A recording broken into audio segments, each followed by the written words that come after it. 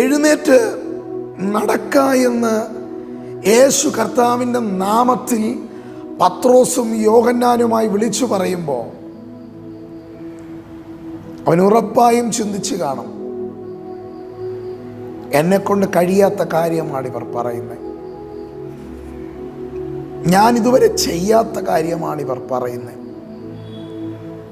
എനിക്ക് അസാധ്യമായ കാര്യമാണ് ഇവർ പറയുന്നത്, എനിക്കത് ചെയ്യാൻ കഴിയില്ല, എനിക്കത് അസാധ്യമാണ്, എന്നെക്കൊണ്ട് നടക്കുകയില്ല, എന്നെക്കൊണ്ട് പറ്റുകയില്ല, എന്നെക്കൊണ്ട് കഴിയില്ല എന്നൊക്കെ പറയുന്ന വിഷയങ്ങളുടെ മേൽ ഈ നാളുകളിൽ എൻ്റെ യേശു നിൻ്റെ ജീവിതത്തിൽ സാധ്യമാക്കാൻ പോകുകയാണ്.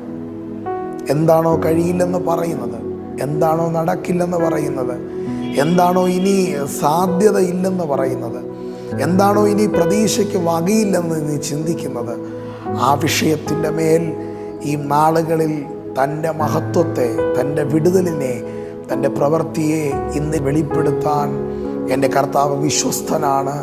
വിശ്വസിക്കാം, യേശു നിങ്ങൾക്കായി അത്ഭുതം ചെയ്യുവാൻ പോകുകയാണ്.